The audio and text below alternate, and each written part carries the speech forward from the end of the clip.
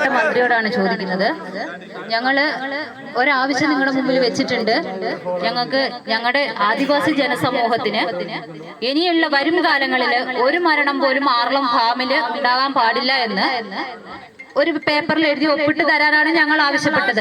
അല്ല, ഞങ്ങൾക്ക് വേണ്ടത് നിങ്ങൾ തീരുമാനമെടുത്ത കണക്കിന്റെയോ അല്ലെ പണിയുടേതോ ജോലി കൊടുക്കുന്നവരുടെയോ കണക്കല്ല ഞങ്ങൾക്ക് വേണ്ടത്. ഞങ്ങൾക്ക് ഇത് ചെയ്ത് തരാൻ പറ്റും എന്നുള്ള ഒരു ഉറപ്പാണ് ഞങ്ങൾക്ക് വേണ്ടത്. അല്ലാതെ നിങ്ങളുടെ മിനിറ്റ്സിന്റെ കോപ്പി ഒന്നും നമുക്ക് ആവശ്യമില്ല. നിങ്ങൾ ആർക്ക് പണി കൊടുത്തു പോലും, എവിടെ ചെയ്തു പോലും, എവിടെ കൊടുത്തു പോലും അതൊന്നും നമുക്കറിയണ്ട. RRT ടീമിനെ ഇനി നിങ്ങൾ എന്തിനാ RRT ടീമിനെ വെച്ച് വാഴിക്കുന്നത്? ഇന്നലെ 24 മണിക്കൂറായിട്ട് ഈ ബോഡി ഇവിടെ കിടക്കുന്നു. ഒരാള് നിങ്ങളുടെ വനം വകുപ്പിൽപ്പെട്ട ഒരാള് ഇവിടെ വന്നിരുന്നെങ്കിൽ ഞങ്ങൾക്ക് ഇത്രയും രോഷം ഇവിടെ ഉണ്ടാവില്ലായിരുന്നു. ഒരാള് പോലും ഒന്നിനൊന്ന് എത്തി നോക്കാൻ പോലും ഒരാൾ ഈ നിമിഷം വരെ എത്തിയിട്ടില്ല. എന്തിനാണ് സാർ മാസാമാസം RRTക്കാർക്ക് ശമ്പളം എന്ന് പറഞ്ഞ് സർക്കാരിന്റെ ഖജനാവിന് എടുത്ത് കൊടുക്കുന്നത്? ഞങ്ങൾക്ക് ഇനി ഒരു RRTക്കാരുടെ ഒരു സേവനം വേണ്ട, ഒന്നിൽ കൂടുതൽ RRTക്കാർ വേണ്ട. ഇതേപോലെ കുറെ തീരുമാനങ്ങൾ ബ്ലോക്ക് ഏഴിൽ വെച്ചിട്ട് കളക്ടർ അടക്കം ഞങ്ങൾക്ക് എഴുതി പേപ്പറിലാക്കി മിനിറ്റ്സാക്കി വെച്ചിരുന്നു. എന്തൊക്കെ കാര്യങ്ങളാണ് പറഞ്ഞതെന്നറിയോ? അടിക്കാട് വെട്ടാം 3 മാസം കൂടുമ്പോൾ ആർളം ഫാമിലെ എല്ലാ ബ്ലോക്കിലെയും അടിക്കാടുകൾ വെട്ടിത്തെളിച്ചു തരും. അതുപോലെ 3 വണ്ടി പെട്രോളിങ്ങിനായിട്ട് നിങ്ങൾക്ക് ആർളം ഫാമിലി രാവും പകലും പെട്രോളിംഗ് നടത്തും. ബാക്കിയുള്ള ആർളം ഫാമില് ജീവിക്കാൻ വേണ്ട എല്ലാ കാര്യങ്ങളും ഞങ്ങൾ നടത്തി തരാം എന്ന് പറഞ്ഞൊരു മിനിറ്റ്സ് കളക്ടറിന്റെ ഓഫീസിൽ ഇരിപ്പുണ്ട്. നിങ്ങൾക്ക് ഞാൻ പറയുന്ന സംശയമാണെങ്കിൽ നിങ്ങൾ അത് അന്വേഷിച്ച് നോക്കൂ, നിങ്ങൾക്ക് അറിയാൻ പറ്റും. അതുപോലെ 10-35 ആൾക്കാർക്ക് RRT കാട് വെട്ടിത്തെളിക്കാൻ ആ സമയത്ത് ട്രെയിനിങ് കൊടുത്തു. സർക്കാരിന്റെ ഖജനാവെന്ന് ട്രെയിനിങ് പൈസ എടുത്ത് ട്രെയിനിങ് കൊടുത്തു, മെഷീൻസ് കൊടുത്തു. 10-35 ആളെ എടുത്തു. ആ ഒരു 2 മാസം അവർക്ക് പണി കൊടുത്തു.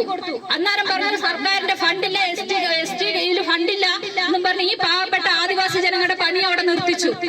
അത് കഴിഞ്ഞിട്ട് ഇപ്പൊ വീണ്ടും അടിക്കാട് വെട്ടിത്തെളിക്കാൻ സാർ തന്നെ ഓർഡർ ഇട്ട സമയത്ത് സംഭവിച്ചത് എന്താന്ന് ചോദിച്ചു കഴിഞ്ഞാൽ, ഇവിടെ കൊടുത്തിരിക്കുന്ന പണി കൊടുത്ത സാധാരണ ജനങ്ങൾ നോക്കി നിൽക്കെ, മെഷീൻ കൊടുത്ത സാധാരണ ജനങ്ങൾ നോക്കി നിൽക്കെ, പുറത്ത് ലക്ഷങ്ങൾ കോടികൾ ഉണ്ടെന്ന സാധാരണ ഒരു സമ്പന്നന് കൊട്ടേഷൻ കൊടുത്തിരിക്കുന്നു ഹിന്ദിക്കാരെ വെച്ച് കാട് വയ്ക്കാൻ. എത്ര കാലം വയ്ക്കും? ഹിന്ദിക്കാർക്ക് അറിയാമോ ഈ ഒരു ഭാഗത്തുള്ളവരെ? ഈ ഒരു ഭാഗത്ത് കിടക്കുന്ന ഹിന്ദിക്കാർ നമ്മുടെ വയനാട് ഏരിയ വയ്ക്കാൻ വന്ന സമയത്ത് ഹിന്ദിക്കാരെ ആന ഓടിച്ചു. ഹിന്ദിക്കാർ കണ്ടില്ല ആന കയറി പോയത്. എന്റെ ഭർത്താവാണ് പോയി വിളിച്ചു പറഞ്ഞത്, എടാ മിഷീൻ ഓണാക്കണം, ഇല്ലെങ്കിൽ അന്ന് ആ ഹിന്ദിക്കാരെ ചവിട്ടി വലിച്ചേനെ. എന്തെല്ലാം കാര്യങ്ങൾ ഇവിടെ നടക്കുന്നുണ്ടെന്നറിയോ? അതുപോലെ ഇപ്പം സാറ് പറഞ്ഞു ആനമതിലിന്റെ പണിന്ന്. ആനമതിലിന്റെ പണി ആദ്യം 10 മാസത്തേക്കല്ലേ കൊടുത്തത്? 10 മാസത്തേക്ക് കൊടുത്ത പണി ഇപ്പൊ 5 വർഷമായി. എവിടെ പോയില്ല ഈ അതെടുത്ത കൺസ്ട്രക്ഷൻ വർക്കുകാര്? ഇനിയും അവർക്ക് തന്നെയാണോ നിങ്ങൾ ഇനിയും പണി കൊടുക്കാൻ പോകുന്നത്? അവരുടെ പേരിലെടുക്ക് ഈ 2 ജീവൻ പോയതിന്റെ കേസ് അവർക്ക് കൊടുക്ക്, അവരുടെ പേരിലെടുക്ക്. കാരണം അവർ ആ പണി കൃത്യമായും സത്യസന്ധമായും ചെയ്തിരുന്നെങ്കിൽ ഞങ്ങൾ 2 ബോഡി ഈ വഴിയിൽ വെട്ടി സാറിനെ ഈ പാതിരാത്രിയുടെ വിളിച്ചു വരുന്ന ആവശ്യം വരില്ലായിരുന്നു. അറിയാമോ? ഇത്രയൊക്കെ പ്രശ്നങ്ങൾ ഇനിയുണ്ട്. ഞാൻ പറയുന്നത് ചുരുക്കം ജനത, ഇവിടെ ഇരിക്കുന്ന ജനതകൾക്ക് പല കാര്യങ്ങളും പറയാനുണ്ട്, സാറിനെ അറിയിക്കാനുണ്ട്. അറിയോ? അത് കേട്ട് കഴിഞ്ഞാൽ സാറിന് വിഷമമായി, സാർ ഇവിടെ നിൽക്കില്ല. സാറിന് ഈ ഉന്നതന്മാരും ഈ ഉദ്യോഗസ്ഥന്മാരും പറയുന്ന ഒരു അറിവ് മാത്രമേ ഉള്ളൂ ആർളം ഫാം എന്താണെന്ന്. പക്ഷെ ഒരു സാധാരണക്കാരോട് ചോദിച്ചു നോക്കും ആർളം ഫാം എന്താണ്,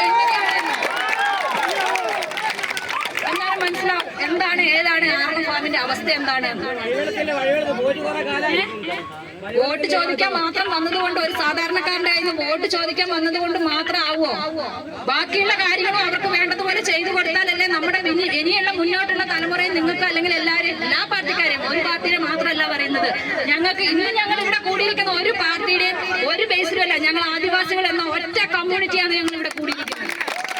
പാർട്ടിയെ ഞങ്ങൾ ഉൾപ്പെടുത്തിയിട്ടില്ല. കാരണം എന്താണെന്ന് ചോദിച്ചാൽ പാർട്ടിനെ ഉൾപ്പെടുത്തിയിരുന്നെങ്കിൽ ഈ ബോഡി അന്നേരം തന്നെ കുഴിച്ചിട്ടേനെ. ഈ സാധാരണ ജനങ്ങളുടെ കണ്ണി പൊടിയിട്ടിട്ട് അവര് കുഴിച്ചിട്ട് ഇപ്പൊ എല്ലാരും വീട്ടിൽ പോയി കിടന്ന് ഉറങ്ങിയേനെ.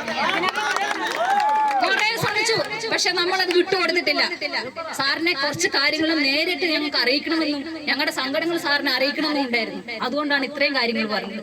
ആനമതിൽ 10 മാസം കൊണ്ട് പൂർത്തിയാക്കാൻ പറ്റാത്ത ഇനി എവിടെ 3 മാസം സമയം ഞങ്ങൾ തരാം. സാറിന് ആനമതിൽ അവരെ കൊണ്ട് തന്നെ പൂർത്തിയാക്കിച്ചോണ്ട് ഈ ആർളം ഫാമിലെ ആനയെ മുഴുവൻ അതിന്റെ ഉള്ളിൽ കയറ്റാൻ പറ്റുമോ? ഞങ്ങൾ ചോദിക്കുന്ന ചോദ്യമാണ്, ഞങ്ങൾ ആദിവാസികൾ ചോദിക്കുന്ന ചോദ്യമാണിത്. സാർ ഇപ്പൊ ഫെൻസിങ്ങിന്റെ കാര്യം പറഞ്ഞു. സാർ ഇപ്പൊ ഈ മേഖലകളിലെല്ലാം ഫെൻസിങ് ഇടാന്ന് പറഞ്ഞു. ആ ഫെൻസിങ് ഇട്ട് കഴിഞ്ഞാൽ ഈ ആനമതിലിന്റെ പണി ഇനി എഴുതി നീങ്ങൂലേ? ഫെൻസിങ് ഇട്ടിട്ടുണ്ടല്ലോ, ആദിവാസികളുടെ ഇടമുണ്ട ഫെൻസിങ് ഇട്ടിട്ടുണ്ടല്ലോ. ഇനി എന്താണ് അവർക്ക് ആനമതിലെ നീ കോൺട്രാക്ട് തന്നെ ചിന്തിക്കില്ലേ?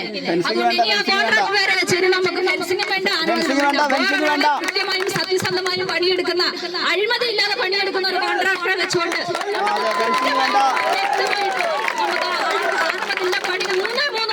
തീർത്തു തന്ന് ആർളം ഫാമിലെ 80 ആനയും കുഞ്ഞുങ്ങളും. സാറിനറിയോ ഈ ഫാമിലുള്ള ആനകളെയല്ല? ഇല്ലല്ലോ. ആർആർടിക്കാർ വന്നിട്ട് ചോദിക്കും, ലൈറ്റ് വണ്ടിയിൽ ഇരുന്നിട്ട് ലൈറ്റ് അടിച്ച് ചോദിക്കും നമ്മളോട് ആന എവിടെയാണ്. നമ്മളെ മിറ്റത്തിറങ്ങി കാണിച്ചു കൊടുക്കണം ആന എവിടെയാണ്. അറിയോ? ആർളം ഫാമിൽ തന്നെ ആദിവാസി ജനതയിൽപ്പെട്ട കുറച്ച് പേരെ ആർആർടി ടീമിലേക്ക് താൽക്കാലിക വാച്ചർമാരായിട്ട് എടുത്തിട്ടുണ്ട്. ഈ ആദിവാസി ജനത ഇവിടെ മരിച്ചപ്പോ ഈ താൽക്കാലികമായി എടുത്ത ഒറ്റ വാച്ചർമാർ പോലും വന്നിട്ട് നോക്കിയിട്ടില്ല. പിന്നെ എന്തിനാണ് സാർ അവരെ ആദിവാസി സമൂഹത്തൊന്ന് വാച്ചർമാരായിട്ട് എടുത്തിട്ടുള്ളത്? ഇതിന്റെ വല്ല ആവശ്യമുണ്ടോ? ആദിവാസി സമൂഹത്തിന് ഇത്രയും വിലയുള്ളൂ ഞങ്ങൾക്ക്.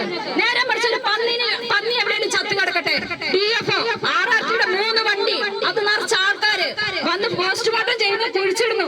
അടുത്തുള്ള വീടുകളിലെ മുഴുവൻ ചമ്മന്തി അരച്ചു വെച്ചിരിക്കുന്ന ചട്ടി വരെ പൊക്കി നോക്കുന്നു.